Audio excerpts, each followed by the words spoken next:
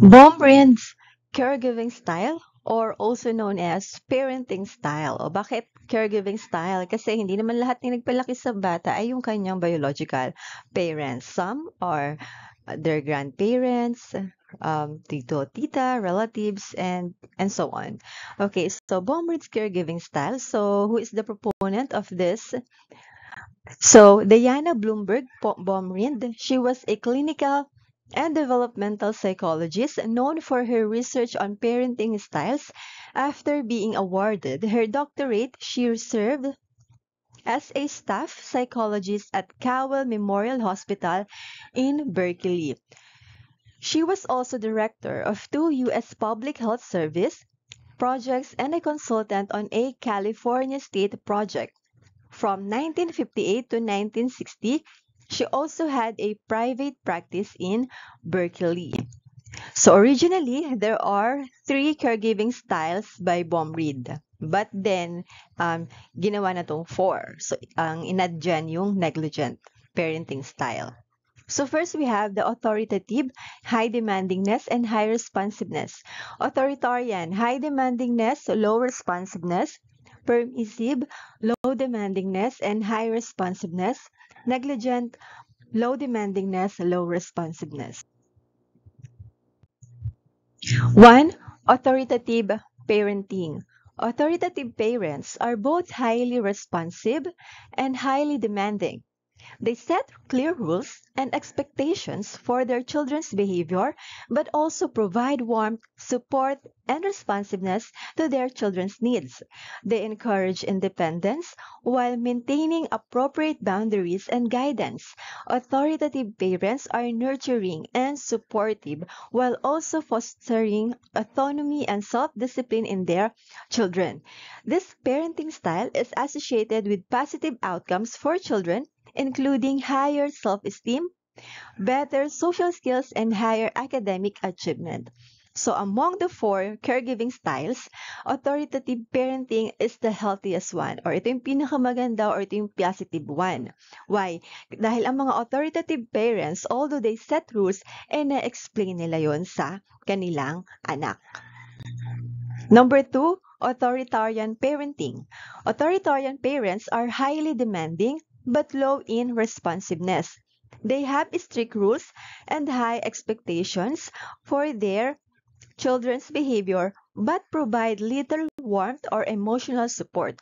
Authoritarian parents often rely on punishment and control to enforce obedience and may prioritize discipline over nurturing relationships with their children. Children raised by authoritarian parents may struggle with low self-esteem, anxiety, and difficulty in social relationships. Yung mga authoritarian parents, sila yung mga disciplinarians. So, sila yung mga tipo ng parents na kung ano yung gusto nila, yun ang masusunod. Next, we have the permissive parents or permissive parenting. Permissive parents are highly responsive but low in demandingness. They are warm and affectionate towards their children but have few rules or expectations for their behavior. Permissive parents may avoid conflict and confrontation, allowing their children considerable freedom and autonomy in decision making. Children raised by permissive parents may lack self-discipline and struggle with boundaries, which can lead to behavioral problems and academic underachievement. So, yung mga permissive parents, sila yung mga bigay lang ng bigay sa kanilang mga anak. Example, para daw hindi na umiyak yung anak nila, para tumigil lang, so ibibigay na lang kung ano yung gusto. So, they are the permissive parents.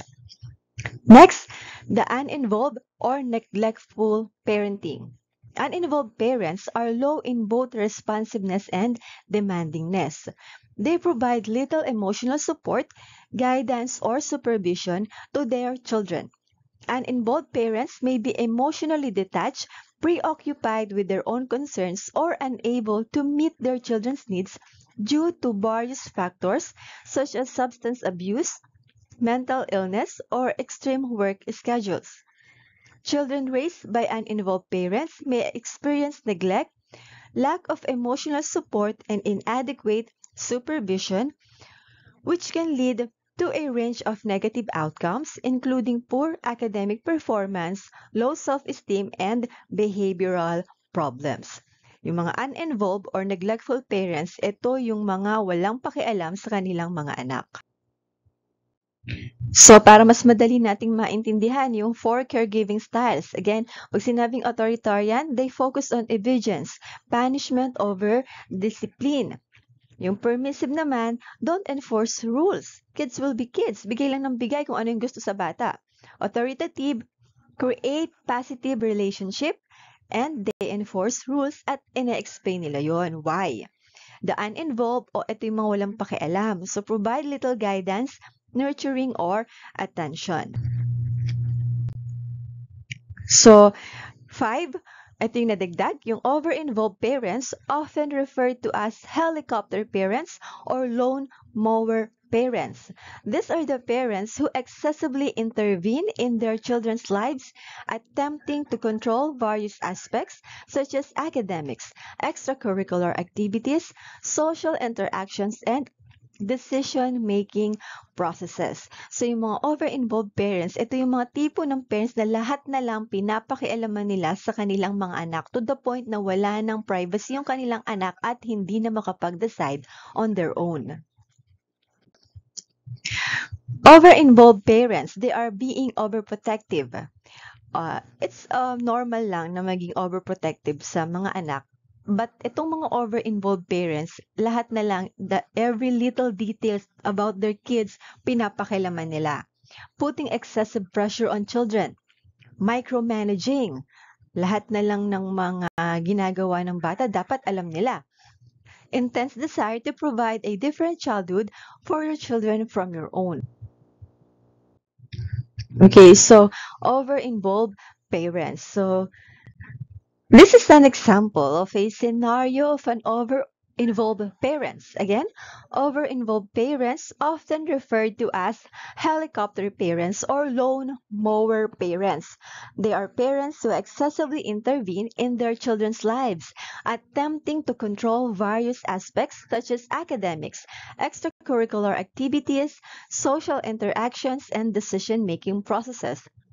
Examples. So imagine a high school student, Alex, who has a mother named Lisa, who is overly involved in his academic life. Lisa closely monitors Alex's grades, constantly checks his homework, and communicates with his teachers to ensure he is meeting her expectations. Whenever Alex faces a challenge or setback, Lisa immediately steps in to solve the problem for him, often without giving him the chance to try to resolve it himself. She also pressures Alex to enroll in advanced classes and participate in numerous extracurricular activities, believing that this will enhance his college prospects. As a result of Lisa's over-involvement, Alex feels suffocated and lacks autonomy in his own life. He becomes reliant on his parent to navigate his academic and personal challenges, which hinders his ability to develop important life skills such as problem solving, resilience, and independence. Additionally, Alex may experience increased stress and anxiety due to the pressure placed on him by his parents' high expectations. So, kapag ikaw ay pinalaki ng isang over-involved parents, ikaw ay nawawalan na ng autonomy in your own life or nawawalan ka na ng hindi ka na makapag-decide on your own.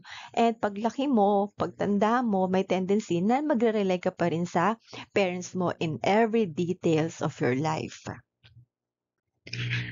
Bombrind studied the effects of corporal punishment or ito yung pamamalo sa mga bata, yung pananakit as a form of punishment on children, and concluded that mild spanking in the context of an authoritative, not authoritarian, take note, parenting style is unlikely to have a significant detrimental effect if one is careful to control for other variables such as socio-economic status.